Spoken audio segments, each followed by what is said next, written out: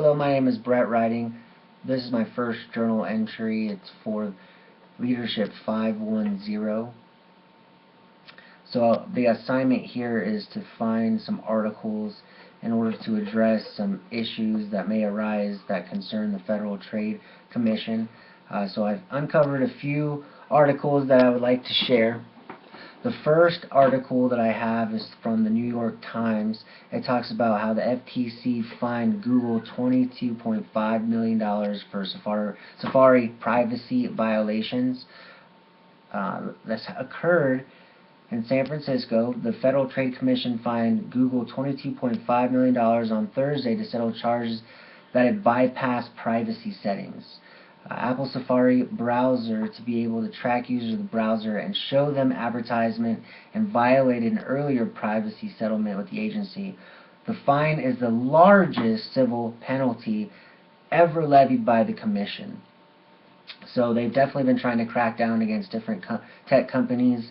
It's a significant issue since there's been a lot of social media activity. Furthermore, the Commission said Google had broken the terms of a 2011 settlement and the missteps related to the Buzz, a social networking tool now defunct.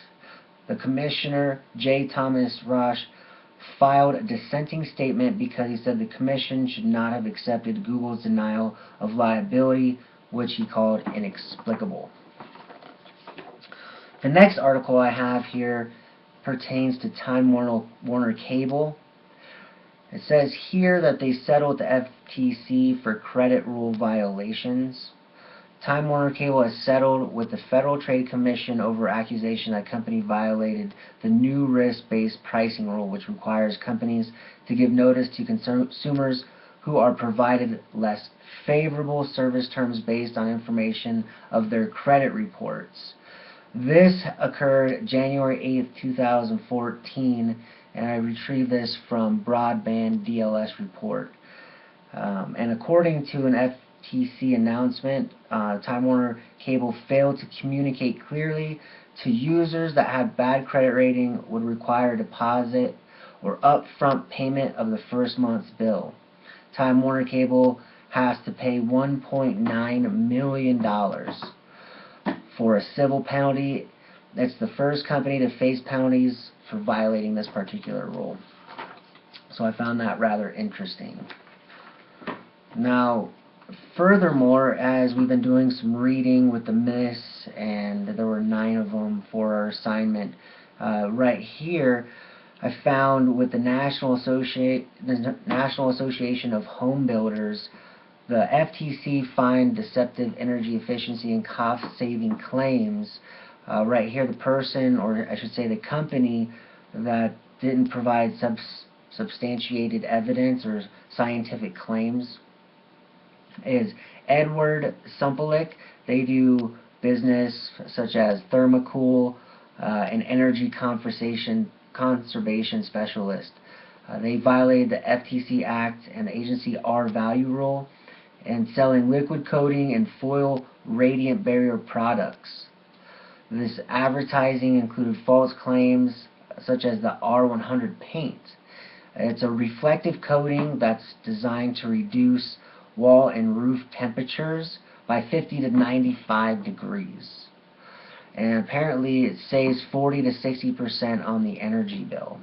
So this statement was erroneous and misleading, and again, it was not substantiated as far as proper research being conducted, so therefore violating one of the myths that we studied.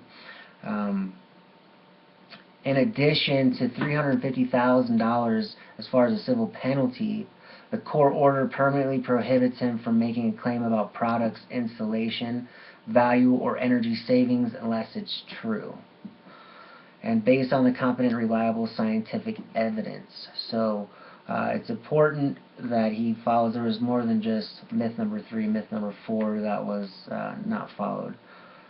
So this order was entered by the U.S. District Court for the Middle District of Florida on January 9th, 2013.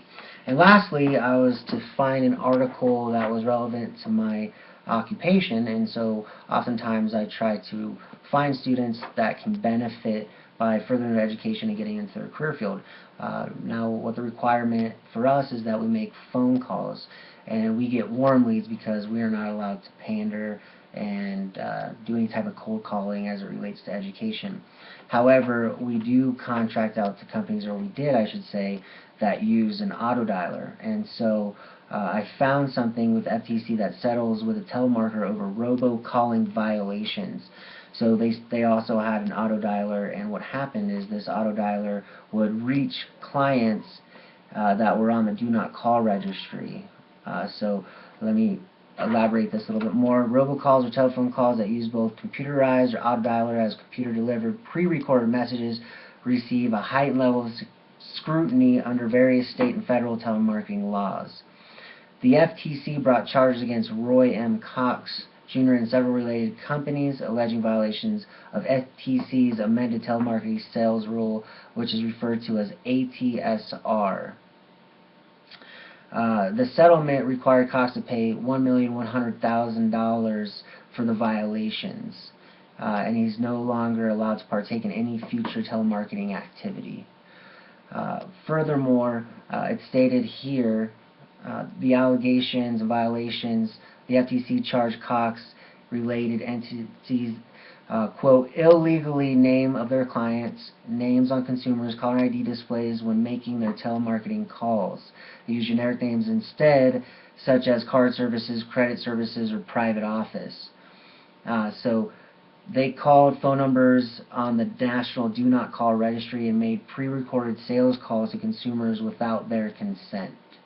As the case makes clear, entities that fail to comply with state and federal telemarketing or robocall requirements could find themselves facing regulatory action from the FTC and regulatory bodies.